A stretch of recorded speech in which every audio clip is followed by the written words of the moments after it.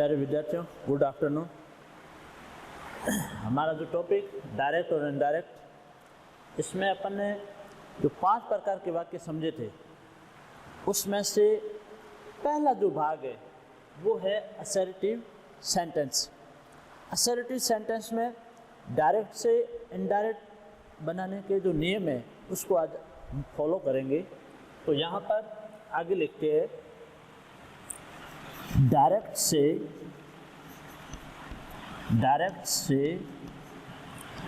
Indirect, direct से indirect में बदलने के नियम। तो कल अपन ने समझा था कि डायरेक्ट वाक्य के अंदर 2 भाग होते हैं। पहला भाग रिपोर्टिंग पार्ट और दूसरा भाग रिपोर्टेड पार्ट। तो असर्टिव सेंटेंस के अंदर सबसे पहले भाग को हम समझेंगे और पहला भाग है रिपोर्टिंग पार्ट। तो नंबर 1 बदलने के जो नियम होते हैं उसमें रूल नंबर 1,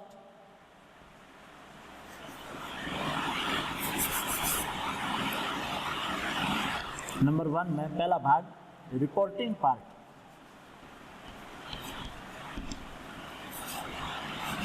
रिपोर्टिंग पार्ट से संबंधित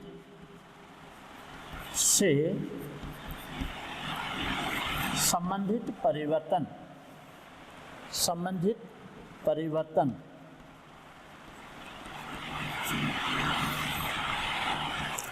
रूल नंबर 1,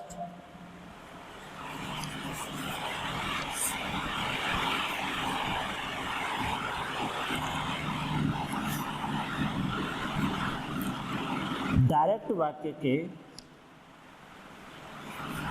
डायरेक्ट सेंटेंस के सब्जेक्ट तथा ऑब्जेक्ट में कोई परिवर्तन नहीं होता है। कोई परिवर्तन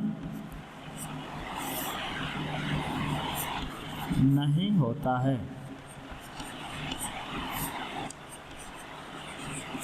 यानी रिपोर्टिंग पार्ट के अंदर सब्जेक्ट और ऑब्जेक्ट जो दिए हुए होते हैं, तो डायरेक्ट सेंटेंस के अंदर जो सब्जेक्ट और ऑब्जेक्ट जो होते हैं, तब हम जब इनडायरेक्ट बनाते हैं तो उसमें कोई परिवर्तन नहीं होता है।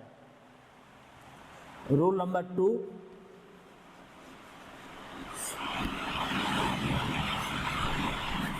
रूल नंबर 2 के अंदर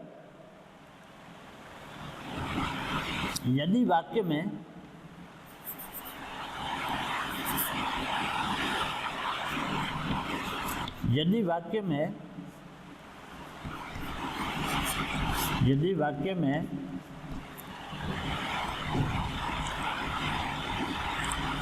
वाक्य के इस भाग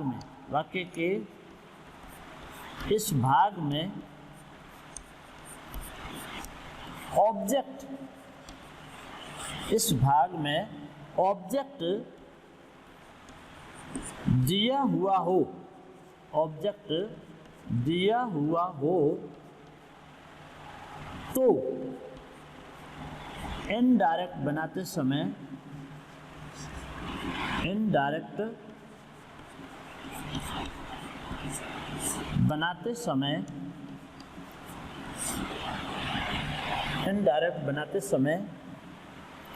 रिपोर्टिंग वर्ब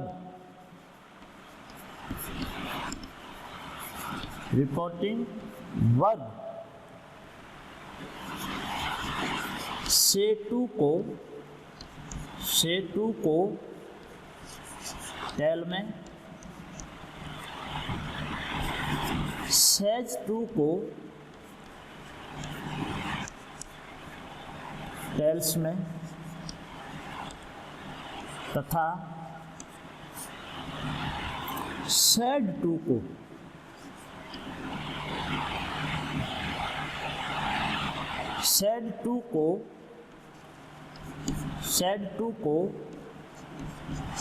टोल्ड में बदलते हैं। टोल्ड में बदलते हैं। यदि ऑब्जेक्ट नहीं हो तो, ऑब्जेक्ट नहीं हो तो से को से में, सेज को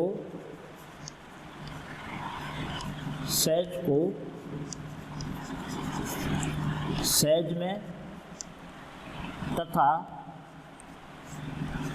सेड को सेड में ही बदलते हैं। सेड में ही बदलते हैं।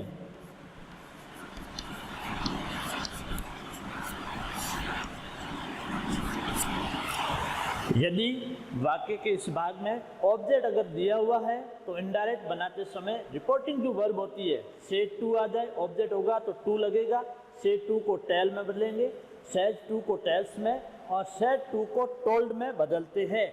और यदि ऑब्जेक्ट नहीं दिया हुआ हो तो से का से, सेज का सेज और सेड को सेड में ही बदलते हैं या सेड को सेड ही लिखते हैं।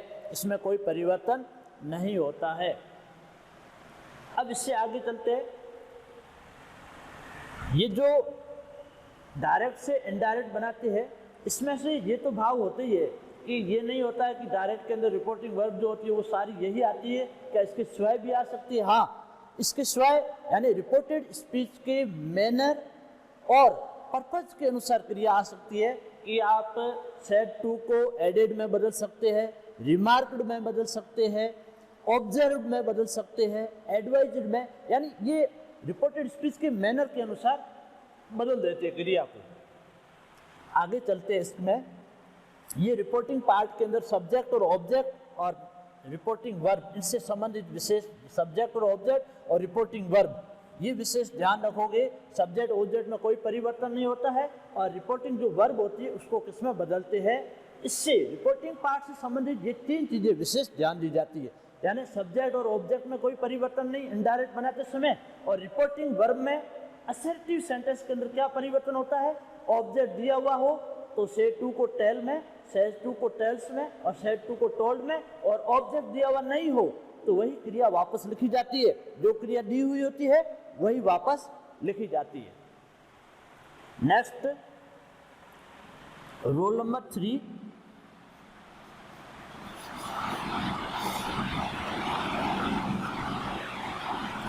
इनडायरेक्ट बनाते समय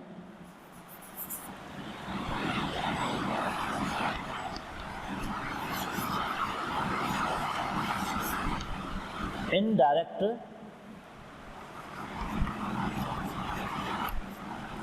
बनाते समय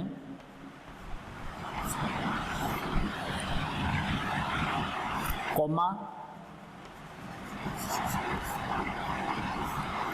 व इन्वर्टेड कॉमा व इन्वर्टेड कॉमा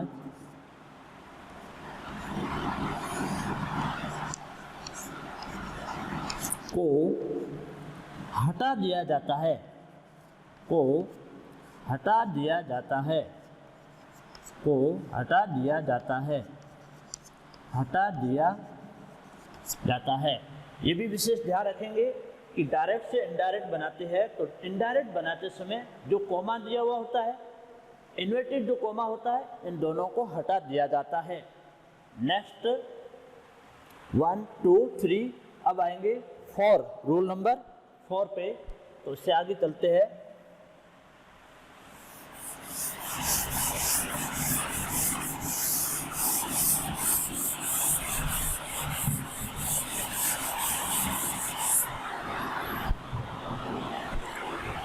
इसका रिपोर्टिंग पार्ट से संबंधित हो या rule number 4, rule number 4,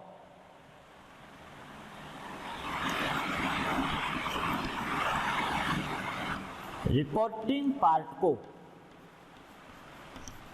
reporting part को रिपोर्टेड स्पीच से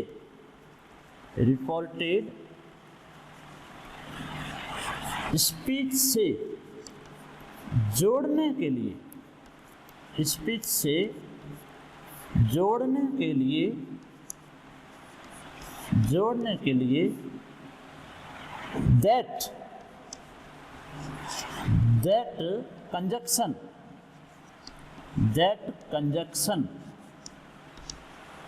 that conjunction का प्रयोग किया जाता है। that conjunction का प्रयोग किया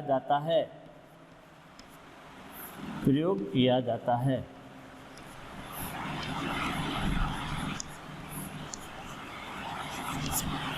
विशेष ध्यान दीजिए, यानी रिपोर्टिंग पार्ट से संबंधित ये 4 रूल्स थे, 3 रूल्स ये हो गए। चौथे रूल्स के अंदर रिपोर्टिंग पार्ट को रिपोर्टेड स्पीच से जोड़ना, यानी डायरेक्ट के अंदर 2 भाग होते हैं, लेकिन इनडायरेक्ट बनाते हैं तब उसमें 2 भाग नहीं, एक ही भाग रह जाएगा। तब हमें क्या करना होगा, रिपोर्टिंग पार्ट को रिपोर्टेड पार्ट से जोड़ने के लिए असर्टिव वाक्य अगर होते हैं तो उसमें से कौन से कनेक्टिव का प्रयोग करते हैं, दैट कंजक्शन, यानी जोड़ने के लिए कनेक्ट बोलते हैं, कनेक्टिव शब्द है ये, दैट कंजक्शन का प्रयोग किया जाता है। बोर्ड एग्जाम के अंदर रिपोर्टिंग पार्ट से संबंधित आंसर ज्यादातर दिया हुआ आता है।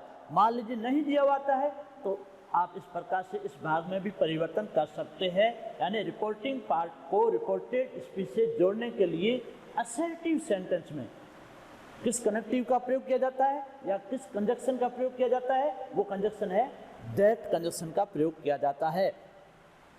अब आते हैं हम इसके दूसरे भाग। ये पहला भाग था रिपोर्टिंग पार्ट, अब दूसरा भाग है वो रिपोर्टेड पार्ट। तो रिपोर्टेड पार्ट से संबंधित क्या परिवर्तन होते हैं वो आगे इससे समझेंगे।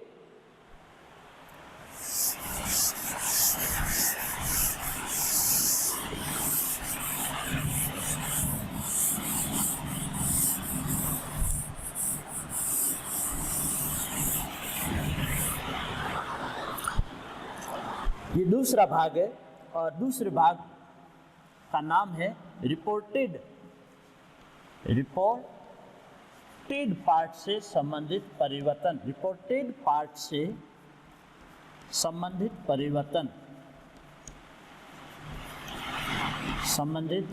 परिवर्तन, ये विशेष भाग है। इससे संबंधित ही बोर्ड एग्जाम के अंदर पूछा जाता है, सामान्य एग्जाम के अंदर भी पूछा जाता है। जो भी एग्जाम होते हैं उसमें ये भाग होता है वो सबसे इम्पोर्टेंट होता है।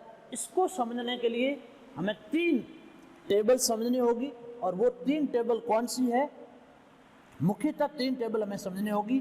पहला भाग टेंस से संबंधित परिवर्तन,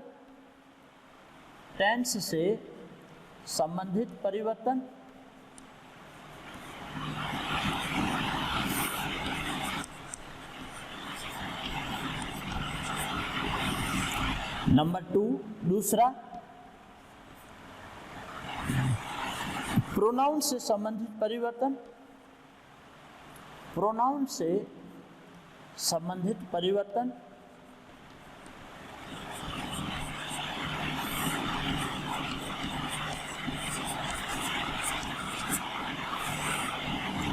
और नंबर 3 पे है टाइम एंड फार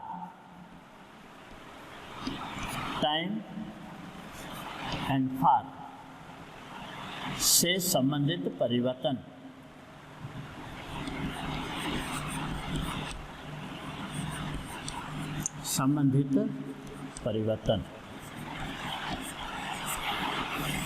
ये 3 टेबल जो है, 3 टेबल्स इस भाग को समझने के लिए अति आवश्यक है। जिस विद्यार्थी ने ये 3 टेबल समझ ली वो डायरेक्ट से इनडायरेक्ट वाक्य को परिवर्तित करने में इनसे संबंधित जो रूल्स होते हैं वो आसानी से कर सकते हैं। तो रिपोर्टेड पार्ट से संबंधित परिवर्तन में 3 सारणी कौन सी, टेबल कौन सी, पहली है टेंस से संबंधित परिवर्तन, दूसरी है प्रोनाउन से संबंधित परिवर्तन, और तीसरी है टाइम एंड फार, यानी समय व दूरी से संबंधित जो वर्ड्स होते हैं, शब्द होते हैं, उसको किस प्रकार से परिवर्तित किया जाता है जब इनडायरेक्ट बनाते हैं तब, उससे संबंधित परिवर्तन, ये तीसरी सारणी। तो हम इस भाग को समझने के लिए इन 3 सारणियों को, 3 टेबल को अच्छी तरह से समझेंगे। तो हमारी सबसे फर्स्ट टेंस से संबंधित परिवर्तन, ये तीनों सारणियाँ लगभग मैंने जो 5 प्रकार के वाक्य बताए थे उन 5 प्रकार से संबंधित तीनों सारणियाँ सेम रहेगी। तो असर्टिव सेंटेंस के अंदर ये इंपॉर्टेंट है तीनों सारणी। तो सबसे पहले अपन कौन सी करेंगे, टेंस से संबंधित परिवर्तन। तो पहली सारणी है टेंस से संबंधित परिवर्तन। तो दूसरा भाग रिपोर्टेड पार्ट से संबंधित परिवर्तन, उसमें पहली सारणी आ जाएगी टेंस से संबंधित परिवर्तन। और टेंस से संबंधित परिवर्तन में रूल नंबर फर्स्ट इंपॉर्टेंट है ये भी। इसमें रिपोर्टिंग पार्ट में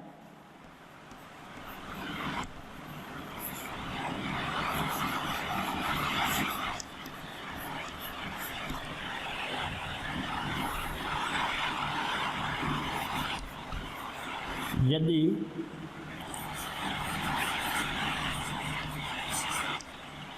प्रेजेंट टेंस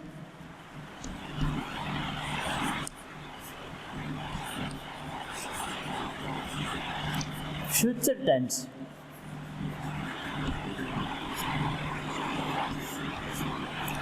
की क्रिया हो तो इनडायरेक्ट बनाते समय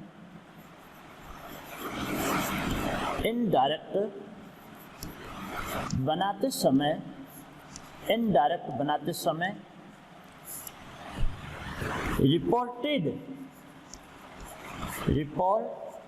स्पीच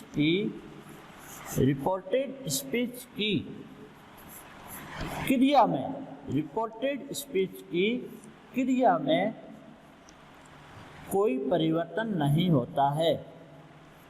कोई परिवर्तन नहीं होता है।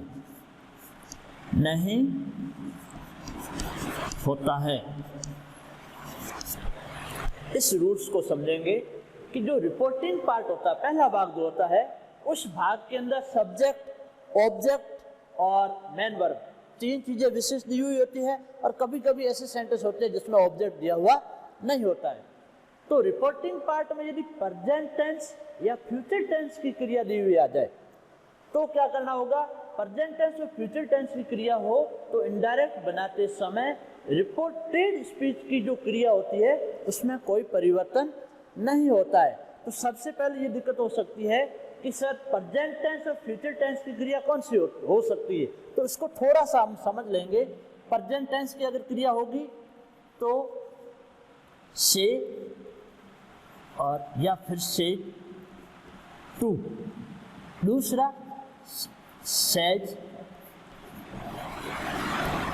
या सेज टू, और तीसरा हैज, हैव प्लस सेड या सेड टू।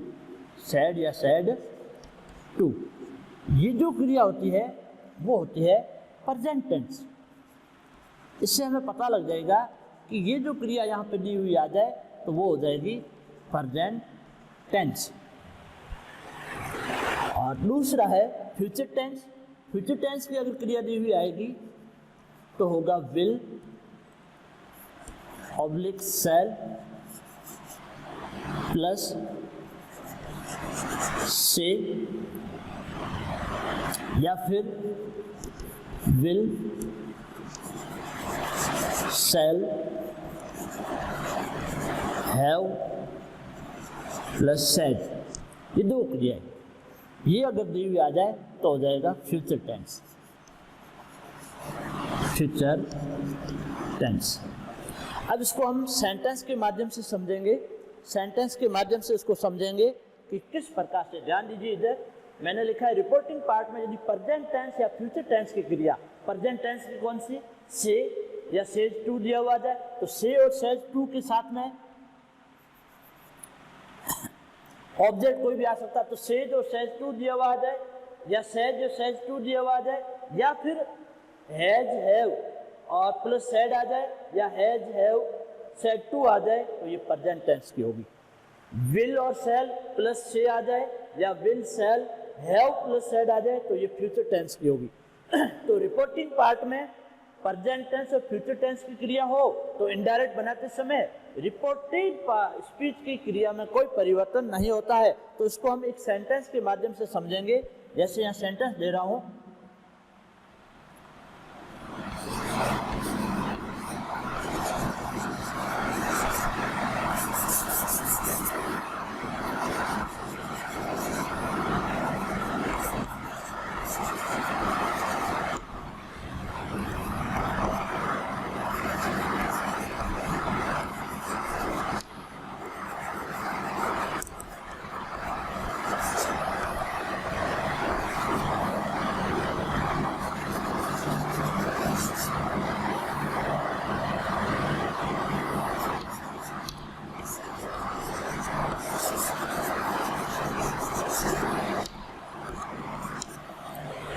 इधर ध्यान दीजिए, देखिए इधर she says to him comma inverted comma she is writing a novel in her diary. इसमें सबसे पहले तो पहचान हमारी ये हो गई कि ये वाक्य जो दिया हुआ है इनवर्टेड कॉमा में बंद है, ये कथन है। इससे हमें पता लग गया कि ये वाक्य डायरेक्ट का है। अब डायरेक्ट का है तो मैंने पांच प्रकार के वाक्य बताए कि असर्टिव सेंटेंस है या इंटरोगेटिव सेंटेंस है या इंपेरेटिव सेंटेंस है या ऑप्टेटिव है या एक्सक्लेमेटरी। तो सबसे पहले तो पता करना होगा। पता करने के लिए जब हम रिपोर्टेड स्पीच के वाक्य को देखेंगे, कथन को देखेंगे, तो ये सब्जेक्ट से शुरू हो, यानी प्रोनाउन सब्जेक्ट मैंने कहा था he she it they we I you, ये प्रोनाउन सब्जेक्ट है। और या फिर संज्ञा, व्यक्तियों के नाम, वस्तुओं के नाम या स्थान से संबंधित कोई नाम दिया हुआ हो, उससे कोई सब्जेक्ट शुरू हो रहा हो, अंत में फुल स्टॉप हो, तो ये साधारण वाक्य होते हैं और ये असर्टिव सेंटेंस कहलाते हैं। क्या कहलाते हैं? असर्टिव सेंटेंस, क्योंकि सब्जेक्ट से शुरू हो रहा है, अंत में फुल स्टॉप, तो वो असर्टिव सेंटेंस। इससे हमें पता लग गया कि ये असर्टिव सेंटेंस है। तो असर्टिव सेंटेंस को बदलने के लिए जब इनडायरेक्ट बनाएंगे तो यहाँ जो भी सब्जेक्ट दिया हुआ है उस सब्जेक्ट में कोई परिवर्तन नहीं होगा। आगे चलते हैं, यहाँ ऑब्जेक्ट दिया हुआ है, ऑब्जेक्ट है और ये मेन वर्ब है जिसको रिपोर्टिंग वर्ब बोलते हैं। तो ऑब्जेक्ट में भी कोई परिवर्तन नहीं होता। ये फर्स्ट रूल्स ये था कि सब्जेक्ट और ऑब्जेक्ट में कोई परिवर्तन नहीं होता है। अब रिपोर्टिंग वर्ब से संबंधित क्या परिवर्तन होता है कि अगर ये असर्टिव सेंटेंस हो, ऑब्जेक्ट दिया हुआ हो, तो सेज टू को किसमें बदलते हैं? टेल्स में। अगर यहाँ से होता तो टेल आता, सेड होता तो टोल्ड हो जाता। तो सेज टू को बदलेंगे टेल्स में, टू वापस नहीं आएगा। अब कॉमा, इन्वर्टेड कॉमा हटा करके कनेक्टिव क्या लगेगा असर्टिव सेंटेंस में? दैट।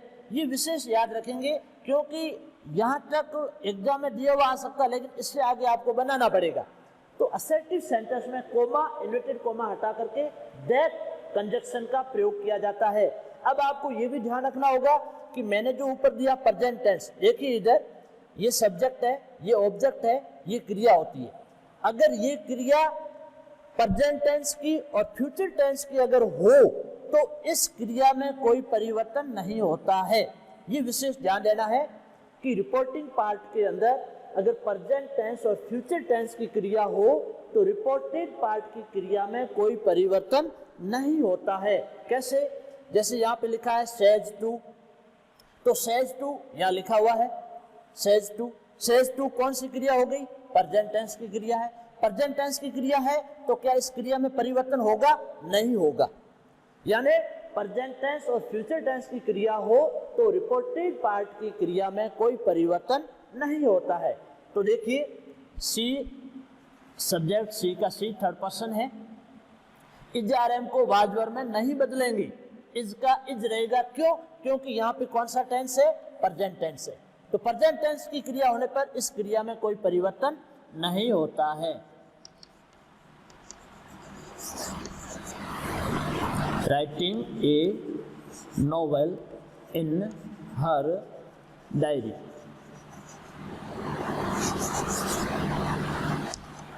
Full stop. अब विशेष ध्यान दीजिए, इधर डायरेक्ट का पता लगाना है। कौन सा सेंटेंस है? Assertive sentence. उसके रूल्स, अगर सब्जेक्ट और ऑब्जेक्ट में कोई परिवर्तन नहीं, सेज टू को बदलेंगे टेल्स में। कनेक्टिव क्या लगेगा, दैट।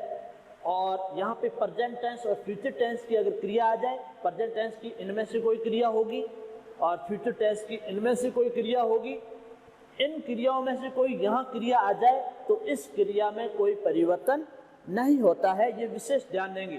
प्रेजेंट टेंस की क्रिया यहाँ आ जाए और फ्यूचर टेंस की क्रिया यहाँ आ जाए तो इस क्रिया में कोई परिवर्तन नहीं होगा।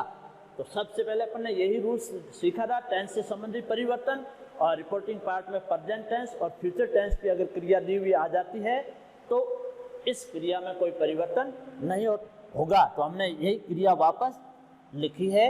अब रोल नंबर 2 अपन कल समझेंगे कि रिपोर्टिंग पार्ट में अगर पास्ट टेंस की क्रिया दी हुई आ जाए तो यहाँ पे क्या परिवर्तन होगा, वो एक टेबल बनेगी टेंस से संबंधित, डायरेक्ट में क्या क्रिया दी हुई आएगी और इनडायरेक्ट में क्या बनेंगे। तो आज के लिए ये 2 चीजें याद रखें, प्रेजेंट टेंस और फ्यूचर टेंस की क्रिया यहाँ पे आ जाए तो इस क्रिया में कोई परिवर्तन नहीं होगा।